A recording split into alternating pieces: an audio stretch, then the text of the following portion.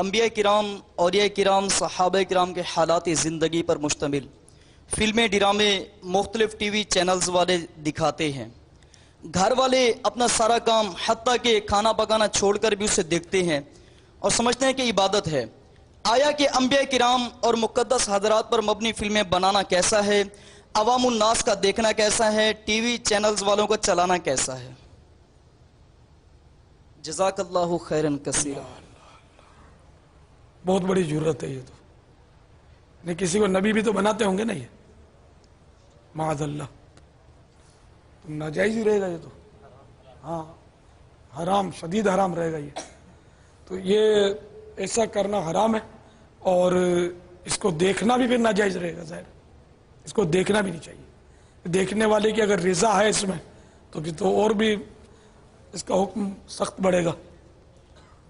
تو عام طور پہ جو دیکھتے ہو دلچسپی کے لیے دیکھتے ہوں گے، مزہ آتا ہے، اور عبادت سمجھتے ہیں یہ تو اور بھی سخت معاملہ ہے، یہ گناہ کو عبادت سمجھ رہے ہیں، جہالت ہے۔ پھر لوگوں کو برا لگتا ہے کہ قطر والوں نے ایک فلم سیریز بنائی ہے عمر سیریز کے نام سے، عربی کے اندر 30 اقساط پر سیدنا عمر فاروق رضی اللہ تعالیٰ عنہ علیہ السلام کی پوری بایوگرافی آپ صلی اللہ علیہ وسلم کے اعلان نبوت سے 6 سال پہلے سے شروع کر کے ٹل سیدنا عمر کی شہادت تک آپ کو سینٹرڈ کرتے ہوئے بیسیکلی نبی صلی اللہ علیہ وسلم کی سیرت کو فلمایا ہے اور کمال کرتی ہے۔ دیکھیں ایسی موویز وغیرہ دیکھنا سخت ناجائز ہے۔ اس کی وجہ کئی وجوہات ہیں، جن میں سے 2 میں بڑی وجہ آپ کے عرض کرتا ہوں۔ ایک تو یہ ہے کہ انہوں نے جو واقعات اس میں دکھائے ہوتے ہیں، بعض اوقات وہ ہماری جو تاریخ کہہ رہی ہے، جو قرآن کہہ رہا ہے، جو حدیث کہہ رہی ہے، اس سے بالکل ہٹ کر ہوتے ہیں، اپنے پاس سے ایڈنگ کر دیتے ہیں۔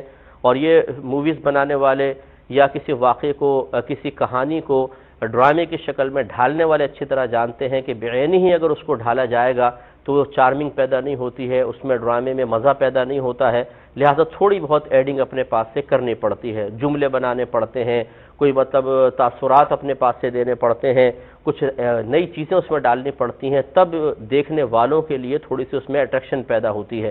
دوسری بات یہ ہے کہ اس قسم کے مقدس کرداروں کے لیے جن لوگوں کا انتخاب کیا گیا ہوتا ہے وہ انتہائی واہیات قسم کے ہوتے ہیں، ان میں زانی بھی ہوتے ہیں، شرابی ہوتے ہیں، اور پگ کا گوشت کھانے والے ہوتے ہیں، پتہ نہیں کیا کیا خراب حرکتیں کرنے والے ہوتے ہیں۔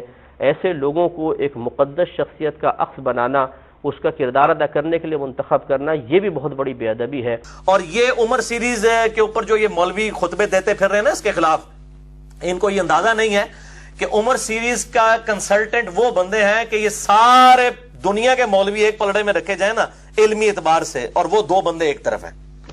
مفتی اعظم قطر یوسف القرضاوی، جن کی عمر تقریباً 90 سال ہو چکی ہے، دنیا میں اس سے بڑا کوئی اہل سنت کا عالم دین نہیں ہے، وہ کنسلٹنٹ ہیں اس کے، جن کی وہ کتاب ہے اسلام میں حلال و حرام، جو عرب کے ملکوں میں پڑھائی جاتی ہے جدید مسائل کے اوپر۔ یہ ڈاکٹر ذاکر نائک اور باقی جتنے لوگ ہیں، یہ جتنی بھی باتیں بیان کر رہے ہوتے ہیں، یہ ان کی تحقیق ہے، یوسف القرضاوی۔ اور دوسرے ڈاکٹر علی سلابی ہیں، جو دنیا میں سب سے بڑے ہسٹورین ہیں، جنہوں نے سیدنا ابوبکر، عمر، عثمان و علی رضی اللہ عنہم اجمعین وعلیہم السلام کی سیرت پہ اتنی موٹی عربی میں کتابیں لکھی ہیں، اور وہ کتابیں جو ہے وہ شائع بھی ہو رہی ہیں اردو ترجمے کے ساتھ، ڈاکٹر علی سلابی۔ تو یہ 2 بڑے بڑے لوگ ہیں جنہوں نے عمر سیریز کے اوپر کنسلٹینسی دی ہے، اور الحمدللہ یہ ریکارڈنگ ہوئی، اور اس کا ٹیسٹ ہی عربی میں ہونے کی وجہ سے ہے۔ حضرت عمر کی زندگی پر بنائی گئی فلم دیکھنا کیسا ہے؟ لوگ اعتراض کرتے ہیں، لوگ تو میرے بھائی قرآن اور بخاری مسلم پہ بھی اعتراض کرتے ہیں، مان کے بھی نہیں مانتے۔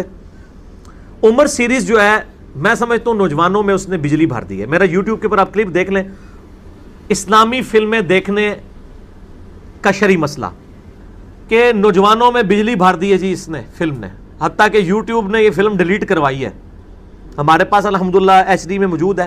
اسلامک ریولوشن 17 سال کے اندر کس طریقے سے دنیا کے 3 براعظموں میں پہنچی، اور 2 سپر پاورز جو پچھلے سینکڑوں سال سے پوری دنیا پہ قابض تھی، رومن اور پرشین امپائر، کس طرح ایک مکے کی بستی میں پیدا ہونے والا شخص جس نے اللہ کے حکم سے اس دعوت حق کو بلند کیا اور 17 سال کے اندر پوری دنیا کی کایا کلب کر دی، یہ کیسے ہوا؟ نبی علیہ السلام کے اعلان نبوت سے 6 سال پہلے سے لے کے سیدنا عمر کی شہادت تک یہ فلم بنائی گئی ہے۔ نبی علیہ السلام کو نہیں دکھایا انہوں نے، اصحاب کو دکھایا ہے. لیکن ایسے موویز جس میں صحابہ یا انبیاء کو پورٹری کیا جا رہا ہے, ان کو کیریکٹرائز کیا جا رہا ہے, اس میں شخصیات ڈالے جا رہے ہیں, وہ کہہ رہے ہیں, میں کہوں گا بالکل آپ مت دیکھیے, اس لیے کہ اس سے آپ وہ گھٹیا ایکٹر اور ایکٹریسز کی امیجز کو اپنے ذہن میں بٹھا لیں گے ہمیشہ. تو بالکل نہیں یاد رکھیے, کوئی ایسی پکچر مت دیکھیے, مت بنائیے جس نے اس طرح کے. بہت سے لوگ صحابہ کی پکچر بنا رہے ہیں, ٹھیک ہے اس سے جوش ولولہ آ سکتا ہے, لیکن وداؤٹ اگر کیریکٹر کہ یہ آدمی کون ہے نہیں پتا ہے, بس یہ ہوا تھا, یہ صحابی تھے, یہ جنگ ہوئی, تو ایک جنگ کا سین چل رہا ہے, اس میں کچھ لوگ لڑ رہے ہیں, ایسے ہوا تھا, ہاتھی والی جنگ تھی اور یہ تھی, سب ہو سکتا ہے, لیکن آپ کسی بھی امیج کو کیریکٹرائز مت کیجیے کہ یہ ہے فلاں, یہ ہے خالد, اور یہ ہے فلاں, اور یہ ہے عمر, اور یہ ہے سعد, اور کیریکٹرائز مطلب ان کو انڈیکیٹو مت بتائیے جنرل سینس میں. بھائی ایسی جنگ ہوئی عمر ابن خطاب کے دور میں, اور حضرت عمر نے ان کو گائیڈ کیا, حضرت سعد کو گائیڈ کیا, بس ایک فوج جا رہی ہے, کون لیڈر ہے نہیں پتا, کون سعد ہے نہیں پتا, اس میں جس سے ایک جوش جذبہ ہے, وہ ایک الگ بات ہے. وہ کہتے ہیں جی ہم دیکھیں گے تو ذہن میں نقشہ بن جاتا ہے. بھائی جب آپ صحابہ کرام کی جب لکھی ہوئی چیزیں پڑھتے ہیں اس سے بھی ذہن میں نقشہ بن جاتا ہے کہ جی حضرت عمر کا لمبا قد تھا, مونچھیں رکھی ہوئی تھیں, اور ان کا اوپر سے گنج ہو چکی تھی خود پہن پہن کے, تو یہ تو نقشہ تو ایک یہ بھی بن رہا ہوتا ہے. اور وہ ایکٹنگ کرنے والا, دیکھنے والا یہ نہیں سمجھ رہے ہوتے یہ حضرت عمر ہے, نہ کرنے والے کو ہوتا ہے. یہ ایک ماڈرن طریقہ ہے دعوت پہنچانے کا. مجھ سے اگر پوچھیں تو میں تو کبھی یہ فلم نہ بناؤں. اب یہ جب کہ فلم بن گئی ہے تو ایسے ہمارے نوجوان جو لاکھوں نہیں کروڑوں کی تعداد میں جو ہالی ووڈ کی فلم رات کو دیکھ کے ہی سوتے ہیں, ان کو تو ہم کہیں گے کہ آپ یار عمر سیریز بھی دیکھ لیا کرو تاکہ آپ کو پتہ چلے آپ کے اسلام کے اصل ہیرو کیا ہیں. اور پھر عمر سیریز کے کنسلٹنٹ جو ہیں وہ للو پنجو قسم کے علماء نہیں ہیں, وہ دنیا میں ٹاپ آف دا لسٹ علماء ہیں. باقی تو صرف نام کے ڈگری والے علماء ہیں نا, وہ واقعی محقق ہیں جن کو کافر اور مسلمان اتھارٹی مانتے ہیں. نمبر 1 یوسف القرداوی, 90+ ایج ہے, مفتی اعظم قطر, وہ اس کے کنسلٹنٹ ہیں.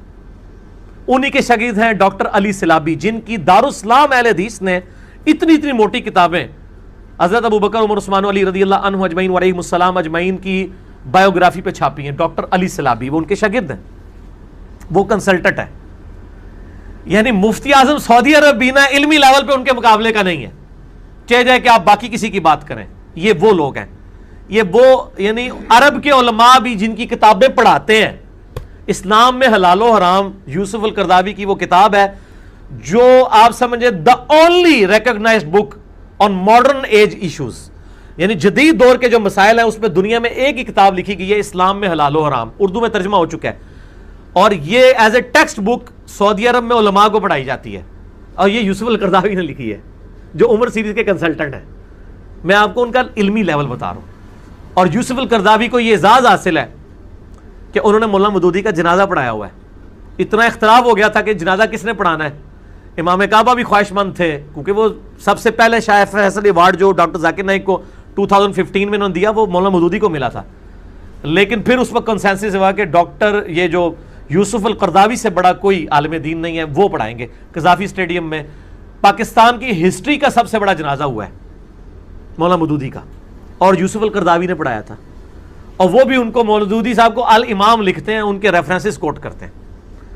اب 90+ ان کی ایج ہے, تو یہ وہ کنسلٹنٹ ہے. لہٰذا ہم یہ کہتے ہیں جو عام ہمارے مسلمانوں کے بچے ہیں جن کو آپ اسلامک ہسٹری پڑھنے کے لیے دیں گے, کتابیں کوئی نہیں پڑھتا. ہمارے لیکچرز لوگ دیکھ لیتے ہیں, کتاب کوئی نہیں پڑھتا. تو ہم کہتے ہیں کہ وہ لوگ, ہم آپ لوگوں کو یہ مشورہ نہیں دیتے آپ عمر سیریز دیکھیں. جو آلریڈی دیکھتے ہیں فلمیں وہ ضرور دیکھیں, آپ بھی دیکھ لیں. تو میرے نزدیک اس میں کوئی حرج نہیں, سوائے اس کے جس میں جو عورتوں والا سین ہے اس میں آپ نظر جھکا لیں.